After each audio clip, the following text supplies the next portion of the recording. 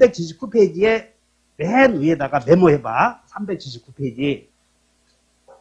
자, 메모. 거기다가 계약의 효력. 이제 그러면 여러분들 계약의 효력이라고 하는 것은 계약이 성립이 됐다는 걸 전제하는 거예요. 여러분들 계약의 효력은 그럼 우리는 계약의 효력은 유효 아니면 뭐다?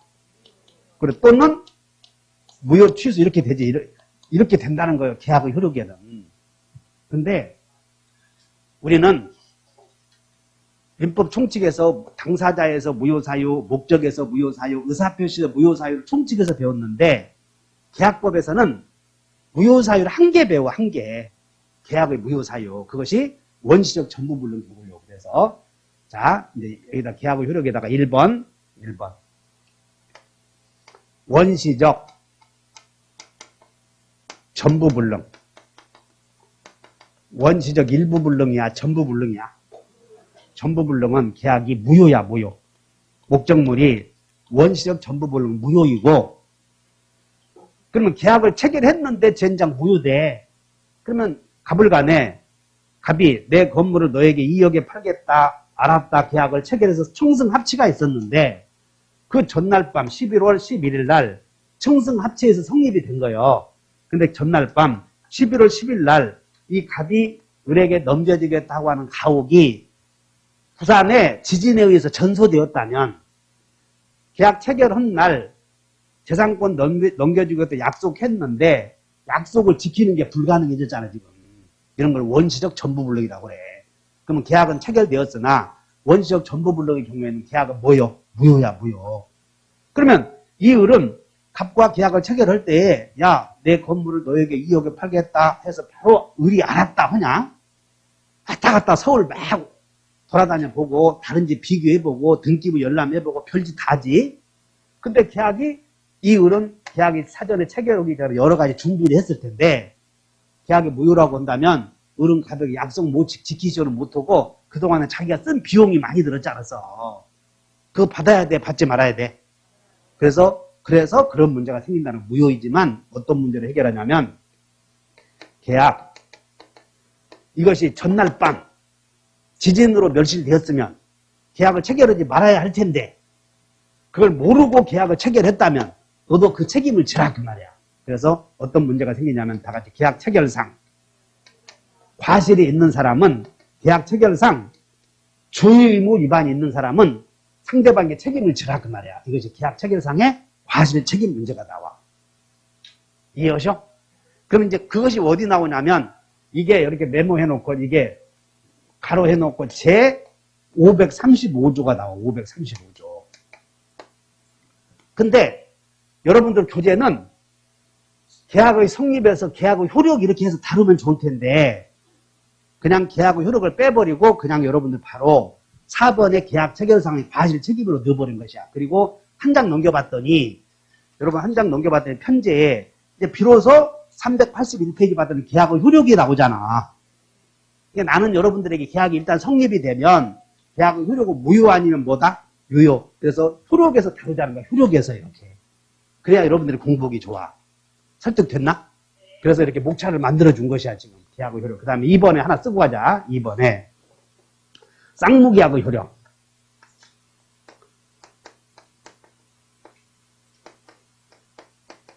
그리고 3번에 제3자를 위한 계약의 효력.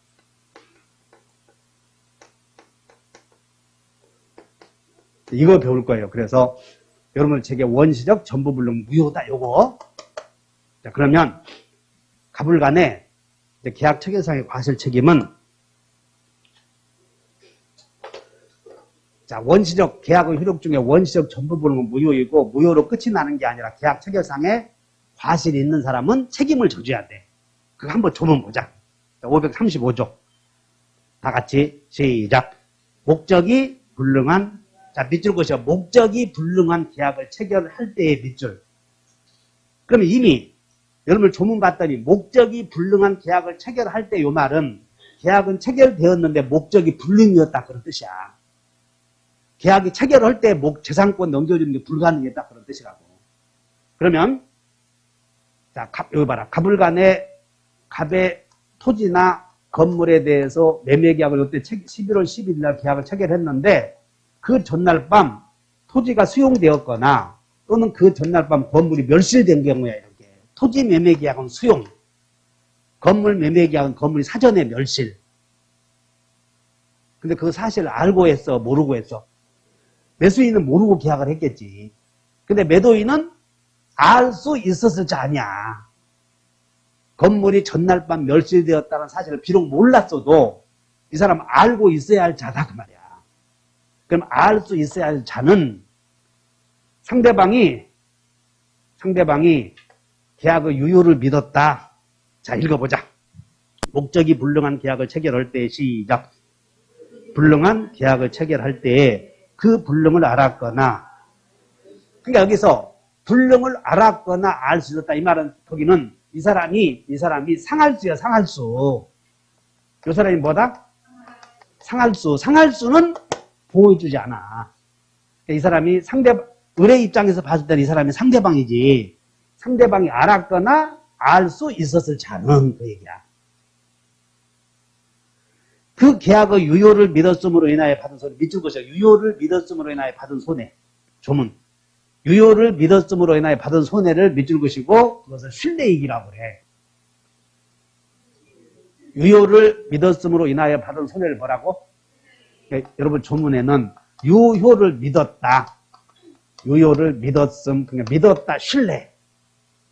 그래서 유효를 믿었음으로 인하여 얻은 이익을 무슨 이익? 신뢰이익을 배상해야 한다고 써있잖아. 신뢰이익. 그냥 책에 다 있었다가 유효를 믿었다. 믿을 신. 그게 신뢰 아니야. 그래서 쏘르라고 거기다 신뢰이익.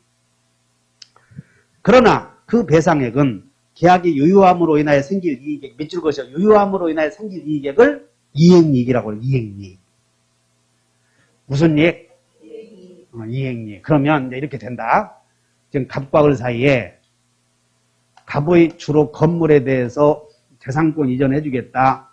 대금 1억 주겠다 해서 계약이 11월 10일 날 이루어졌는데 그 전날 밤 건물이 11월 10일 날 지진으로 건물이 멸실된 거예요. 그러면 계약 체결할 때부터 매도인의 약정 지키는 게 불가능해졌지? 이 원시적 전부불능이라고 그래.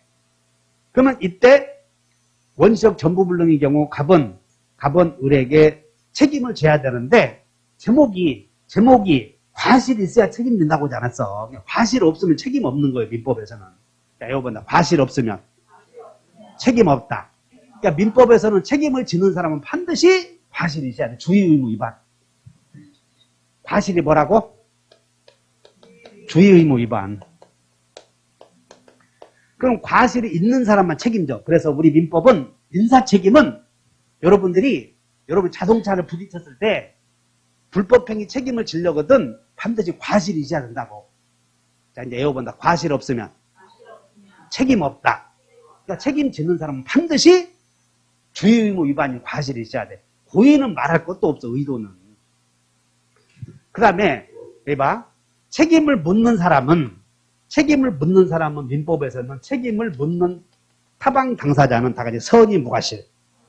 그러니까 이것이 기본이야. 자, 여기서 여러분들 알아야 될 거 책임 나오면 우리가 공부를 하다 보면 매도인의 담보 책임, 무슨 책임, 불법행위 책임이 많이 나와.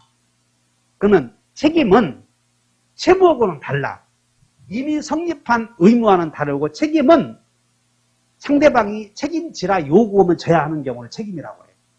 그럼 상대방이 책임지라고 안 하면 채무가 없는 거예요. 다시 한번 채무, 책임하고 채무는 달라. 채무는 이미 존재한 의무이고 책임은 묻게 되면 의무가 생기는 것을 책임이라고 그래. 그러므로 책임이라고 하는 것이 나오면 다 같이 책임지는 자, 책임 묻는 자, 책임지는 자는 과실 있어야 되고 책임 묻는 자는 선의, 무과실이라 이거 두 개를 기억하면 돼요.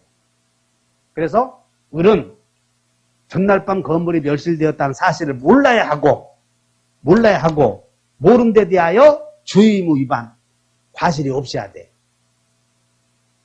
그러면 이제 이 계약 체결상의 과실 책임은 원시적 불능으로 무효해야 돼. 다 같이 원무. 그리고 한 사람은 과실이 있어야 돼, 없어야 돼? 있어야 돼. 타방은 선이 무과실이어야 돼.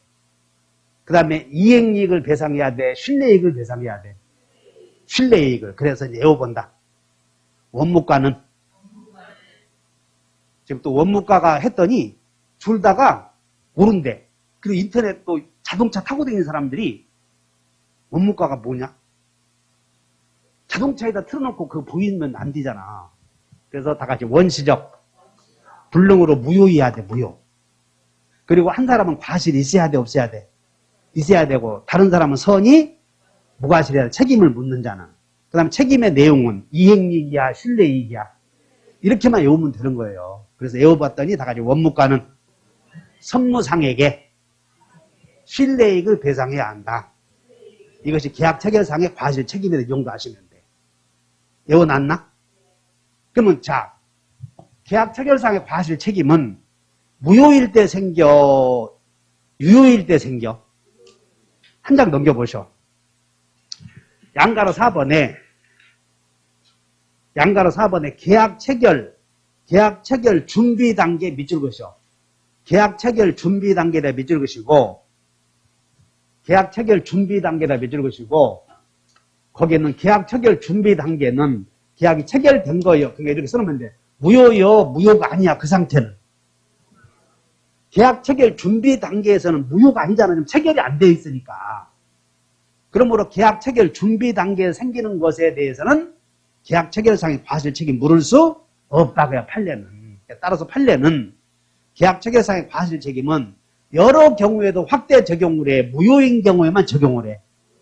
그렇게 하시면 되는 거예요. 그래서 계약 체결상의 과실 책임은 원시적 전부불능으로 무효인 경우에만 생긴다, 이렇게. 그러면 이제 이런 것들이 쭉 쓰여 있어, 나는. 그래서 여기 봐.